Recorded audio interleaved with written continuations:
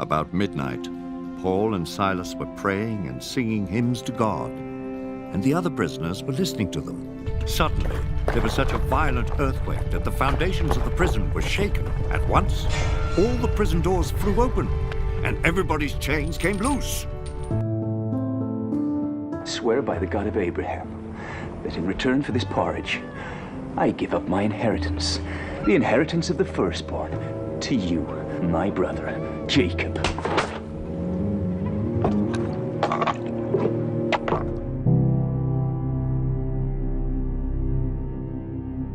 For thus saith the Lord God of Israel, the barrel of meal shall not waste, neither shall the cruse of oil fail, until the day that the Lord sendeth rain upon the earth. And I will bless thee, and make thy name great, and thou shalt be a blessing. And I will bless them that bless thee, and curse him that curseth thee, and in thee shall all families of the earth be blessed.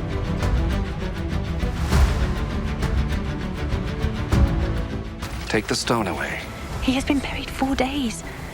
Didn't I tell you that you would see God's glory if you believe? Lazarus! Come out!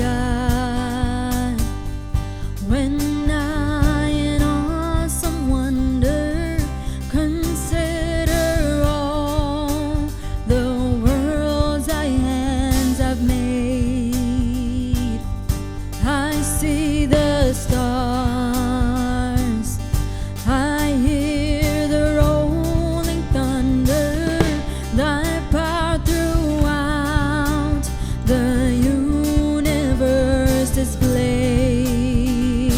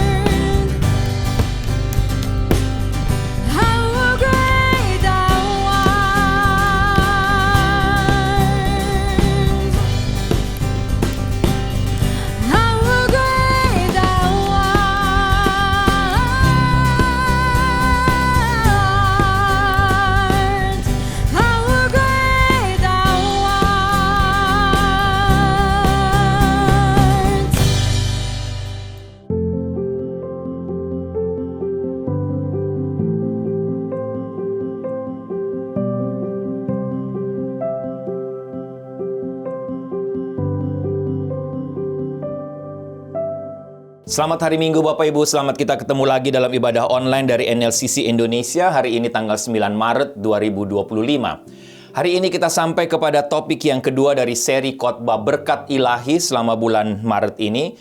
Minggu lalu Ibu Sarah sudah sampaikan berkat dalam pujian, dan hari ini saya akan menyampaikan firman Tuhan di bawah topik berkat yang hilang. Bapak Ibu, sebelum memulai kita lihat bagian firman Tuhan ini, atau sebelum saya share lebih jauh, ada cerita tentang dua anak laki-laki kembar, yang satu disebut optimis dan yang satu pesimis. Nah, orang tua dari anak kembar ini khawatir tentang perilaku dan sikap dari kedua anak kembar ini yang sangat ekstrim. Satunya pesimis ekstrim, satunya optimis ekstrim. Dan akhirnya mereka memutuskan untuk membawa anak laki-laki atau anak kembar mereka ke psikolog. Nah, waktu datang ke psikolog mencoba untuk mengamati mereka dan beberapa saat, dan kemudian mengatakan kepada orang tuanya, "Oh, gampang-gampang, anak ini bisa dengan mudah untuk ditolong." Dan apa yang psikolog ini lakukan, Bapak Ibu? Dia mengatakan kepada orang tua, "Saya memiliki sebuah ruangan yang penuh dengan semua mainan yang benar-benar diinginkan oleh seorang anak laki-laki, dan saya akan menempatkan si pesimis tadi di dalam ruangan itu, supaya kita biarkan dia bisa menikmati hidupnya di situ. Dan kami juga memiliki satu ruangan lain yang kami isi dengan kotoran kuda," katanya. Dan kami akan menempatkan sang optimis atau anak kembar yang optimis ekstrim tadi di ruangan itu. Nah, Bapak Ibu, apa yang mereka lakukan? Mereka mengamati kedua anak laki-laki itu melalui cermin satu arah. Jadi mereka bisa lihat dari luar, tapi anak kembar tadi tidak bisa melihat dari dalam. Apa yang terjadi, Bapak Ibu? Di dua ruangan tadi, yang terjadi adalah anak yang pesimis atau si pesimis tadi tetap menjadi anak yang pesimis. Kenapa? Karena mereka lihat, waktu dia lihat semua mainan itu, dia katakan apa? "Saya tetap sendiri, saya tidak punya teman bermain." Tetap lonely. Apa yang terjadi dengan yang sangat optimis tadi, Bapak Ibu, yang ditaruh di ruangan yang penuh dengan kotoran kuda tadi, Bapak Ibu? Sama yang terjadi apa? Mereka kaget, mereka terkejut, karena mereka melihat anak kembar yang sangat optimis tadi terus menggali, atau membongkar kotoran-kotoran kuda yang ada dalam ruangan itu. Sang psikolog langsung masuk ke ruangan itu, dan ketemu anak laki-laki itu dan berusaha untuk memberhentikan dia dan tanya, "Apa sih yang kamu sedang kerjakan?" Dia tanya, anak kembar tadi yang optimis tadi katakan, "Saya terus menggali karena saya yakin di dalam kotoran-kotoran ini ada seekor kuda poni di salah satu sudut ruangan ini." Bapak Ibu, berbicara soal anak kembar memang ada banyak cerita atau penelitian yang menarik tentang mereka. Nah, khotbah saya hari ini berdasarkan sebuah kisah dalam Alkitab, itulah kisah tentang saudara kembar Esau dan Yakub. Ada dua bagian firman Tuhan sebagai landasan khotbah saya hari ini di bawah tema atau di bawah topik berkat yang hilang. Kejadian pasal 25 ayat 29 sampai 34 dan Kejadian 27 ayat 27. Sebelum kita lebih jauh melihat bagian firman Tuhan ini, mari kita tundukkan kepala, kita berdoa. Tuhan, kami bersyukur, berterima kasih karena hari ini kami ada waktu lagi duduk diam di sekitar firman-Mu, mendengarkan suara-Mu. Hamba berdoa kiranya firman Tuhan hari ini melalui tema berkat yang hilang, yang sudah menjadi berkat menguatkan hamba, khususnya melalui kisah Esau dan Yakub, yang sudah sangat familiar mungkin buat kami. Kiranya juga menjadi berkat menguatkan untuk Bapak Ibu yang mendengarkan firman Tuhan ini. Apa yang sudah menjadi berkat menguatkan hamba yang akan hamba share, kiranya juga menjadi pegangan, kekuatan buat Bapak Ibu khususnya dalam menjalani hidup ini sebagai anak-anak Tuhan, sebagai orang percaya di tengah dunia ini. Berfirmanlah, bersabdalah Tuhan, karena kami sudah siap untuk mendengarkan suara-Mu. Dalam nama Tuhan Yesus kami berdoa. Amin. Bapak Ibu lihat, Bapak Ibu buka Kejadian pasal 25 ayat 29 sampai 34. Sekali lagi saya katakan mungkin Bapak Ibu sudah familiar dengan kisah ini, tapi mari sama-sama kita lihat lagi bagian firman Tuhan ini. Kejadian 25-29. Pada suatu kali Yakub sedang memasak sesuatu, lalu datanglah Esau dengan lelah dari padang. Kata Esau kepada Yakub, "Berikanlah kiranya aku menghirup sedikit dari yang merah-merah itu karena aku lelah." Itulah sebabnya namanya disebut Edom. Tetapi kata Yakub, "Juallah dahulu kepadaku hak kesulunganmu." Sahut Esau, "Sebentar lagi aku akan mati, apakah gunanya bagiku hak kesulungan itu?" Kata Yakub, "Bersumpahlah dahulu kepadaku." Maka bersumpahlah ia, Esau, kepada Yakub, dan dijualnyalah hak kesulungannya kepadanya. Lalu Yakub memberikan roti dan masakan kacang merah itu kepada Esau. Ia makan dan minum, lalu berdiri dan pergi. Demikianlah Esau memandang ringan hak kesulungan itu. Lihat Kejadian pasal 27 ayat 27, Bapak Ibu. Lalu datanglah Yakub dekat-dekat dan diciumnyalah ayahnya. Ketika Ishak mencium bau pakaian Yakub, kita tahu juga cerita ini, maka diberkatinyalah dia. Katanya, sesungguhnya bau anakku adalah sebagai bau padang yang diberkati Tuhan. Bapak Ibu, paling tidak ada dua tanggapan bagi mereka atau kita yang pernah mendengar kisah tentang Esau dan Yakub ini dalam Alkitab. Tanggapan pertama datang dari kelompok orang yang saya katakan membela Esau. Kenapa mereka membela Esau? Karena menurut mereka Esau adalah seorang pria yang telah disakiti oleh saudara kembarnya. Sedangkan tanggapan kedua mungkin lebih lazim atau lebih banyak pengikutnya, itulah kelompok yang membela Yakub dan menyalahkan Esau. Kelompok yang pertama tadi selalu bertanya, kenapa orang harus menyalahkan Esau? Dan selalu menempatkan Esau pada posisi yang buruk. Lihat Yakub. Yakub bukan orang yang baik. Dia tidak bisa dipercaya, memang dia suka menipu. Dia seorang manipulator. Dia mencuri berkat yang harusnya bukan miliknya, dan seterusnya. Nah, Bapak Ibu, berdasarkan dua tanggapan tadi, saya mencoba untuk membaca kisah ini lebih serius lagi. Coba mempelajarinya lebih mendalam. Saya baca lagi. Nah, setelah membaca dan mempelajarinya lagi, Bapak Ibu, saya tetap pada kesimpulan saya bahwa Esau bersalah dalam kasus ini. Dalam kisah ini, bahkan boleh saya katakan, Esau benar-benar terlaku bodoh, Bapak Ibu, di sini. Ketika dia menjual hak kesulungannya atau memberikan hak kesulungannya kepada Yakub. Tetapi di sisi lain, saya pun sampai kepada kesimpulan, Bapak Ibu, waktu membaca, mempelajari bagian ini lagi. Wow, ada pelajaran yang sangat baik, bahkan boleh saya katakan penting untuk kita jadikan pelajaran berharga. Khususnya untuk Bapak Ibu dan saya, kita yang hidup pada masa kini, yang dapat kita pelajari dari Esau, khususnya dari kebodohannya. Ini yang saya mau bagikan, saya mau sharekan kepada Bapak Ibu apa yang saya dapat. Pelajaran penting apa yang saya dapatkan? Bapak Ibu, untuk mengerti kisah ini, untuk bisa menggali mendapatkan pelajaran penting tadi, ada beberapa hal yang harus kita perhatikan dan kita ingat dari kisah ini. Yang pasti, kita semua begitu akrab dengan fakta bahwa Esau jelas menyerahkan hak kesulungannya demi kacang merah. Semangkuk atau ya bubur merah, Bapak Ibu. Tapi kita juga akrab dengan fakta bahwa dalam Kejadian pasal 27, kita lihat bahwa Yakub jelas-jelas mencuri berkat yang seharusnya bukan miliknya, yang seharusnya adalah milik Esau. Nah, yang saya perhatikan banyak orang yang memihak kepada Esau karena mereka memandang hak kesulungan dan berkat yang diterima oleh Yakub yang diberikan oleh Ishak ayahnya sebagai dua hal yang berbeda atau dua hal yang terpisah. Oleh karena itu kita atau mereka merasa bahwa Yakublah yang bersalah dan bahwa Yakub adalah jahat. Tapi Bapak Ibu, mari sama-sama saya mau kita juga lihat lagi lebih jauh kisah ini, Bapak Ibu. Mari kita terus lihat kisah ini. Pertama, saya mau kita mengerti terlebih dahulu apa itu hak kesulungan. Untuk memulai, kita perlu memahami apa yang dimaksud dengan hak kesulungan dalam kitab suci. Hak kesulungan, Bapak Ibu, adalah hak milik dari anak laki-laki tertua. Dan hak kesulungan ini tidak sepele. Hak kesulungan ini menyangkut beberapa hak penting sebagai anak sulung, sebagai anak tertua. Ada berisi tanggung jawab, ada berisi kehormatan, ada berisi warisan yang akan diterima seseorang karena menjadi anak sulung, karena menjadi anak tertua dari keluarga itu. Yang kedua, Bapak Ibu, tentang janji Tuhan kepada Abraham. Untuk mengerti kasus ini, kita harus melihat kembali tentang janji yang Tuhan berikan kepada Abraham sebagai nenek moyang mereka. Dalam kasus Esau dan Yakub, kita harus selalu sekali lagi merujuk, mengingat kepada janji yang telah Tuhan buat kepada kakek. Ingat, kakek dari Esau itulah Abraham. Dan janji itu juga lah yang diwariskan kepada ayah dari Yakub dan Esau, itulah Ishak. Tuhan berjanji apa, Bapak Ibu? Tuhan berjanji kepada Abraham bahwa ia akan memberkatinya, memperbanyak keturunannya seperti bintang-bintang di langit dan pasir di pantai. Dalam perjanjian yang dibuat Tuhan dengan Abraham, Bapak Ibu, jangan lupa ini juga termasuk janji bahwa semua bangsa di bumi akan diberkati. Bapak Ibu lihat kembali Kejadian pasal 22 ayat 16-18. Perjanjian antara Tuhan dan Abraham inilah yang akan diwariskan kepada Ishak. Juga akan diwariskan kepada Esau seharusnya. Nah, kelompok orang yang menyalahkan Yakub dalam kisah ini karena mereka melihat Yakub telah memanipulasi atau dengan kata lain telah menipu Esau dalam kasus hak kesulungan ini. Bapak Ibu, apakah benar memang Yakub telah menipu? Oke, memang jika kita tidak mengetahui bagaimana atau apa sebenarnya yang terjadi ketika Yakub mengambil hak kesulungan Esau, kita bisa salah tangkap.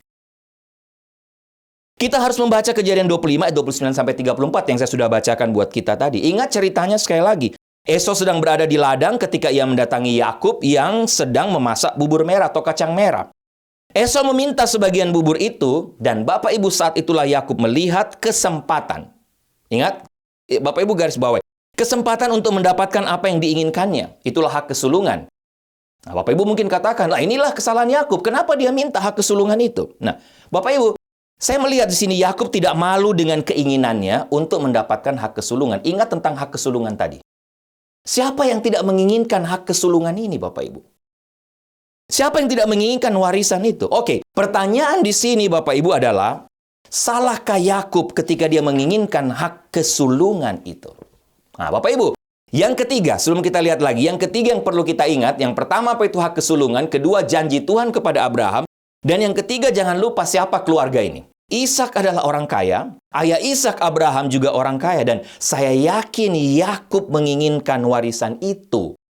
Saya yakin kalau mereka punya anak lebih dari 2, mereka punya anak 5, 10, semua anak menginginkan warisan itu. Nah, apakah Esau atau Yakub mengetahui perjanjian Allah dengan ayah dan kakek mereka atau tidak? Memang tidak ditunjukkan. Sebelum Esau menjual hak kesulungannya. Waktu Esau menjual hak kesulungannya, disitulah baru terbuka.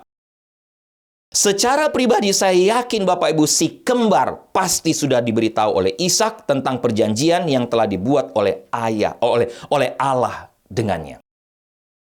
Ada 2 kondisi dan sikap dari saudara kembar ini Bapak Ibu. Saya mau kita lihat. Ingat cerita saya tentang saudara kembar yang pesimis ekstrim, optimis ekstrim sebagai pendahuluan saya tadi. Mungkin dalam hal ini Esau adalah si pesimis tadi. Dan Yakub adalah si optimis tadi. Saya yakin Bapak Ibu, Yakub menginginkan semua yang menyertai hak kesulungannya. Tetapi Esau tidak begitu peduli dengan hak kesulungannya. Ingat, mungkin dia pesimis. Sudahlah, apalah artinya.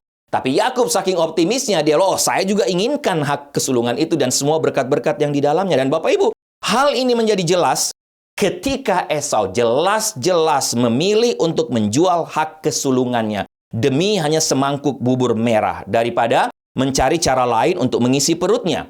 Apakah Yakub salah sekali lagi karena menukar hak kesulungan itu? Pertanyaan untuk kita Bapak Ibu, ketika kita melihat sesuatu yang kita inginkan atau sudah lama kita mimpikan, dan kesempatan itu datang di depan mata kita, apakah kita akan mengambilnya? Apakah kita akan meraihnya? Bapak Ibu, saya rasa ini manusiawi. Yakub melihat berkat yang lebih besar dari hak kesulungan itu dan dia pun berusaha untuk meraihnya. Dia tidak hanya melihat sekedar hak kesulungan itu pada masa sekarang, dia lihat berkat-berkat yang akan datang, yang akan mengikutinya. Ditambah lagi Bapak Ibu, Yakub memandang saudaranya, melihat bahwa saudaranya atau Esau benar-benar tidak mempedulikan dan tidak menginginkan hak kesulungan itu. Sekali lagi, Yakub ingin, Esau tidak peduli, salahkah Yakub? Dan akhirnya Yakub putuskan, dia ambil. Bapak Ibu ingat ya, Esau bisa saja dengan mudah berkata kepada Yakub pada waktu itu, "Oi, Yakub, kamu mau tukar hanya secangkir atau semangkuk bubur merah dengan hak kesulungan?" No. Tidak bisa. Atau jangan, ini hak saya, atau enak aja kamu. Kamu mau tukar hak kesulungan saya hanya dengan sepiring bubur merah, ngaco kamu. Kan bisa Bapak Ibu. Atau Esau waktu dia lapar, dia capek Bapak Ibu, dia bisa saja pergi ke Ribka ibunya untuk melihat apakah Ribka sudah menyiapkan juga makanan untuk dia. Dia tidak perlu menjual hak kesulungannya. Tapi apa yang dilakukan Esau? Esau menjual karena memang dia memandang rendah, kata Alkitab, tentang hak kesulungan itu. Esau telah menjual warisannya, menjual tanggung jawabnya, menjual kehormatannya.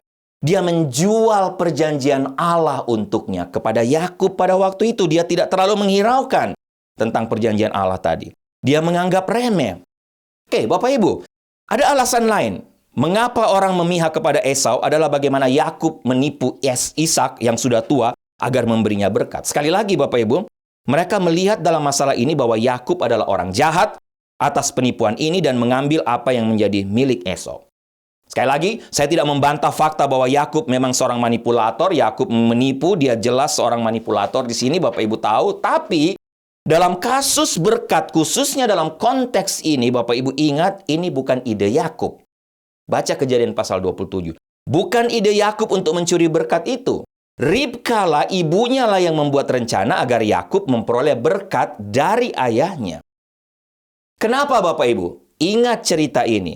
Karena memang Tuhan sudah berbicara kepada Ribka sebelumnya ketika Yakub dan Esau masih berada dalam kandungan. Kejadian pasal 25 ayat 22 sampai 23, Tuhan sudah beritahu Ribka bahwa Ribka ada dua bangsa di dalam rahimmu, dan bangsa yang satu akan lebih kuat dari bangsa yang lain, dan yang tua akan melayani yang muda. Tuhan sudah bicara terlebih dahulu kepada Ribka, Bapak Ibu. Oleh karena itu, Ribka mendengar, waktu dia mendengar bahwa Ishak akan memberikan berkat kepada Esau, Ribka sudah tahu bahwa Esau tidak berhak akan berkat itu. Yang akan mendapatkan adalah Yakub. Sehingga Bapak Ibu, seringkali digambarkan bahwa Yakub mencuri berkat di sini, tetapi saya tidak merasa dia mencuri berkat. Selain Ribka tahu bahwa Tuhan memang sudah berjanji untuk memberikan berkat itu kepada Yakub, tapi juga ingat Esau juga telah menyerahkan hak untuk menerima berkat tersebut ketika dia memandang rendah hak kesulungannya, ketika dia memutuskan untuk menyerahkan hak kesulungan itu. Karena dalam konteks ini hak kesulungan tidak bisa dilepaskan dari berkat yang akan diterimanya sebagai anak sulung. Saling berkait satu dengan yang lain. Dan Bapak Ibu ingat, kisah Esau dan Yakub ini bukan satu-satunya saat atau kisah dalam Alkitab di mana sang adik menggantikan hak kesulungan sang kakak. Ada beberapa kisah yang lain. Yusuf, salah satu putra Yakub, kemudian menggantikan Ruben melalui hak kesulungannya dalam Kejadian 49 ayat 3-4. Bapak Ibu bisa baca 1 Tawarik 5 ayat 1-2. Ada pergantian hak kesulungan yang juga luar biasa yang hebat lainnya terjadi kemudian di antara Adonia dan Salomo. Mungkin Bapak Ibu tahu juga cerita ini, anak dari Daud. 3 putra tertua Daud. Raja Daud telah meninggal waktu itu dan hak kesulungan jatuh ke tangan Adonia. Harusnya Adonia yang menerima berkat-berkat itu, Bapak Ibu. Kan Adonia adalah kakak laki-laki Salomo. Dan berdasarkan hak kelahirannya, ia berhak untuk menjadi penerus Daud sebagai Raja Israel. Tapi Bapak Ibu tahu apa yang terjadi dalam kisah ini? Janji Tuhan, sekali lagi janji Tuhan, bukan Adonia. Tapi Salomo lah yang akan menggantikan Daud sebagai Raja Israel. Sementara Adonia memiliki hak kelahiran, Daud akhirnya memberkati putra bungsunya. Itulah Salomo mengangkatnya sebagai penerusnya. Nah, Bapak Ibu, kalau begitu apa pelajaran penting yang bisa kita lihat, dapatkan dari kisah berkat yang hilang ini? Ketika Esau menyerahkan hak kesulungannya kepada Yakub dan akhirnya kehilangan berkat sebagai anak sulung. Paling tidak ada 2 pelajaran Bapak Ibu yang saya dapatkan dari bagian ini. Ini yang mau saya share. Yang pertama Bapak Ibu, jangan pernah anggap sepele berkat Tuhan yang Tuhan sediakan bagi kita. Bapak Ibu, ada yang mengatakan, lihat, Esau pun diberkati Tuhan. Esau memang akhirnya menikah dengan 2 wanita dari tanah Kanaan. Kisah selanjutnya, meskipun hal ini tidak dilarang pada saat itu, tapi Bapak Ibu, ayah dan kakeknya menentang pernikahan Esau dengan wanita-wanita Kanaan yang adalah wanita kafir. Esau kemudian memang menjadi ayah dari orang-orang Edom, kita tahu ceritanya. Akan tetapi Bapak Ibu, walaupun sepertinya Esau diberkati, dia menjadi ayah dari orang-orang Edom. Tapi jelas fakta Esau kehilangan berkat yang jauh-jauh lebih besar. Karena ia menganggap berkat yang besar tadi yang datang dari Allah tidak penting buatnya. Dia jual. Dan Bapak Ibu, jangan pernah menganggap enteng atau sepele apa yang Tuhan sediakan bagi kita. Sekali lagi saya ulang Bapak Ibu. Jangan pernah anggap sepele, enteng apa yang Tuhan sediakan bagi kita. Dengan menjadi anak tertua, Esau dijamin akan mendapatkan warisan yang besar dan janji itu. Janji berkat itu. Di sisi lain, Esau menjual hak kesulungannya, bahkan membencinya, dan bahkan bersumpah kepada Yakub ketika ia menyerahkan hak kesulungan demi semangkuk bubur kacang merah. Paling tidak, Bapak Ibu, ada 3 karakter bagi seorang yang disebut loser atau pecundang dalam bahasa Indonesia. Yang pertama, impulsif. Yang kedua, hidup hanya untuk saat ini. Dan yang ketiga, menuntut kepuasan segera, instan. Itulah seorang pecundang. Dan beginilah banyak orang akhirnya kehilangan berkat mereka karena selalu hidup berdasarkan dorongan hati, hidup hanya untuk saat ini, dan hidup hanya untuk kepuasan instan. Dan itulah yang terjadi pada Esau. Bapak Ibu, jangan sampai kita menganggap enteng berkat Tuhan karena dorongan hati sesaat, karena hanya hidup fokus kepada hari ini, tidak melihat ke depan, hanya untuk kepuasan sesaat, kita korbankan berkat Tuhan. Contoh Bapak Ibu, banyak orang seperti ini dalam hal uang misalnya. Orang-orang tadi menukar moralitas mereka hanya untuk kepuasan sesaat. Nah, Bapak Ibu, keputusan impulsif selalu membuat kita kalah atau menjadi pecundang. Ingat, dunia berkata kepada kita, hiduplah untuk hari ini, lupakan hari esok. Mereka tidak melihat konsekuensinya, tapi Alkitab, Tuhan berkata, hiduplah dengan bijak untuk hari esok yang jauh-jauh lebih baik. Bapak Ibu, berkat dan janji apa saja yang Tuhan sudah berikan kepada kita sebagai anak-anaknya? Implikasi pertanyaan, implikasi buat kita. Sebagai umat pilihannya, berkat apa yang sudah Tuhan sediakan bagi kita? Berkat hidup kekal. Berkat yang akan mengikuti kita sebagai anak-anaknya, perlindungannya, pemeliharaannya, penerima atau ahli waris rohani dari setiap janji-janjinya. Khususnya kita sudah belajar sama-sama tentang born again, tentang lahir baru. Sebagai orang yang sudah born again, sudah lahir baru, terima Tuhan Yesus sebagai Tuhan dan Juru Selamat. Janji-janji, berkat-berkat ilahi itu akan mengikuti kita. Kita korbankan, kita sepelekan, termasuk berkat bagi anak-anak cucu kita, Bapak Ibu. Sebagai orang percaya yang hidup dalam ketaatan kepada Tuhan, hidup dalam kekudusan, hidup takut akan Tuhan. Tuhan menjanjikan berkat itu untuk anak cucu kita. Bapak Ibu, mereka pun akan diberkati jika kita hidup serius dengannya. Termasuk berkat materi, Bapak Ibu, berkat finansial, juga kepuasan hidup. Ketika kita menaati hukum-hukumnya, Tuhan berjanji akan membukakan tingkap-tingkap langit dan akan memberkati kita jika kita setia dalam memberikan persepuluhan. Ini berkat Tuhan untuk kita sebagai anak-anaknya. Sebagai orang yang diselamatkan, maukah kita melepaskannya dan menukarnya dengan yang lain? Maukah Bapak Ibu menukar berkat ilahi itu, berkat keselamatan itu dengan yang lain? Bapak Ibu yang bisa menjawab. Sekarang pertanyaan juga untuk kita, Bapak Ibu. Jika kita tahu dan mengerti tentang berharganya hak kesulungan itu, betapa berharganya berkat yang Tuhan berikan kepada kita, maukah kita dengan sangat mudah melepaskannya? Hati-hati, Bapak Ibu. Saya ulang sekali lagi masalah ini. Kenapa? Hati-hati dengan tipuan setan. Pelajaran yang sering kita pelajari dalam hidup ini adalah bahwa tidak seorang pun peduli apakah kita dalam kondisi lemah atau tidak. Lihat kasus Esau dan Yakub. Orang-orang seperti predator selalu mencari keuntungan. Nah, Bapak Ibu, jika manusia bisa melakukannya, jangan lupa, ada penipu ulung yang jauh lebih hebat, itulah setan dan antek-anteknya, yang selalu berusaha untuk memanfaatkan kita, khususnya ketika Bapak Ibu sedang dalam kondisi lemah. Berkat dan janji Tuhan untuk kita sangat penting, Bapak Ibu. Kita tidak bisa seperti Esau dan tidak memikirkan apa yang telah Tuhan janjikan kepada kita. Sekali lagi, jangan menyerah, jangan melepaskannya untuk setan. Apa saja godaan dan tipuan setan untuk kita hari ini, sampai-sampai kita mau menyerahkan dan mengorbankan berkat dan janji Tuhan untuk kita. Kemana setan membawa atau mencoba mengalihkan fokus kita? Bukan fokus kepada berkat Tuhan, tapi berfokus kepada hal-hal duniawi. Hati-hati Bapak Ibu. Belajar dari Esau Bapak Ibu. Mengorbankan, menganggap sepele berkat yang lebih besar.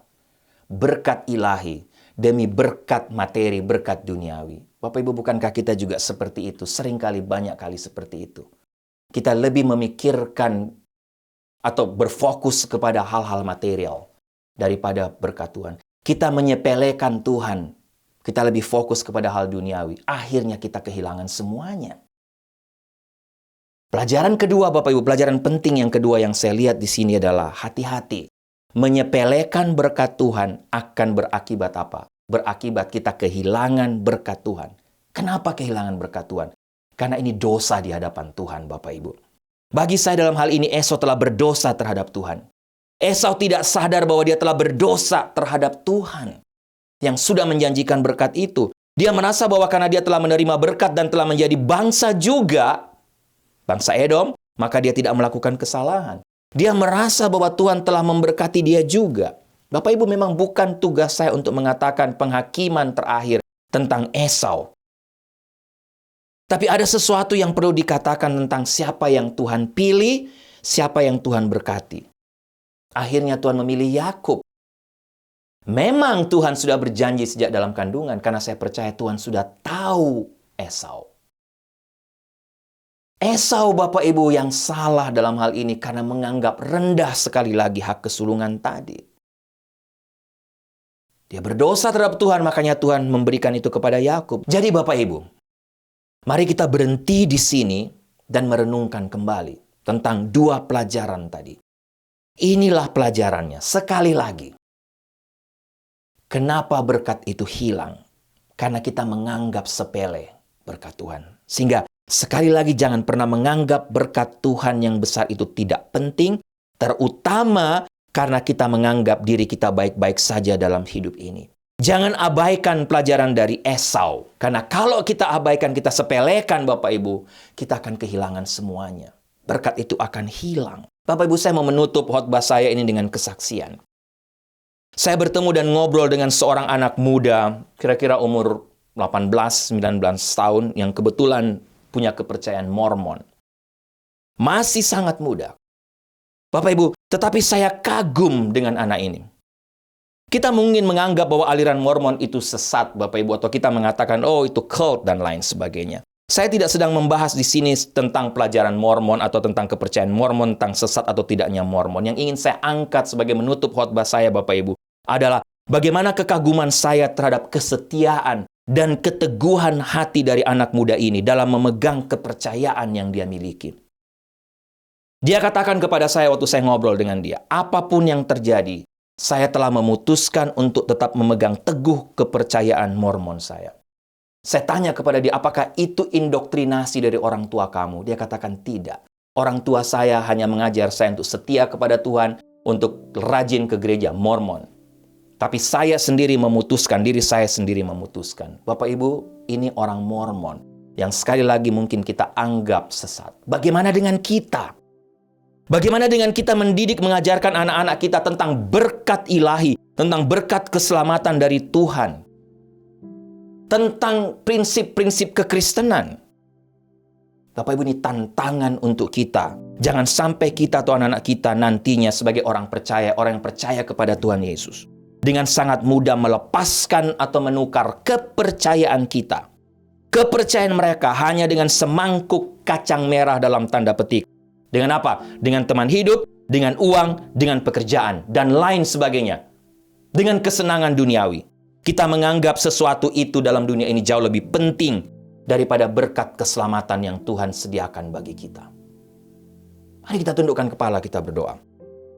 Tuhan, sekali lagi terima kasih untuk firman Tuhan, kisah tentang Esau dan Yakub, yang sudah menjadi berkat menguatkan hamba. Hamba sudah share kepada Bapak Ibu hari ini, bagikan kepada Bapak Ibu hari ini. Dan hamba berdoa kiranya semua Bapak Ibu yang mengikuti mendengarkan firman Tuhan ini juga mendapat pelajaran baru lagi, dikuatkan lagi, diingatkan lagi khususnya. Jangan sampai tertipu oleh setan dengan berbagai macam cara, sehingga mengorbankan berkat ilahi, mengorbankan berkat keselamatan, mengorbankan berkat yang jauh-jauh lebih besar yang Tuhan sediakan buat kami sebagai anak-anak-Mu.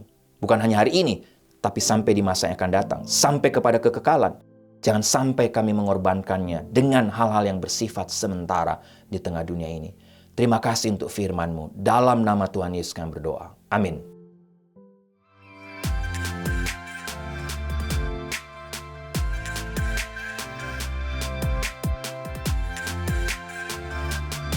Bapak Ibu, doa saya kita diberkati lagi oleh kebenaran firman Tuhan hari ini melalui kisah Esau dan Yakub, sebagaimana saya pun diberkati lagi, dikuatkan oleh bagian firman Tuhan ini. Paling tidak menjadi peringatan juga buat saya.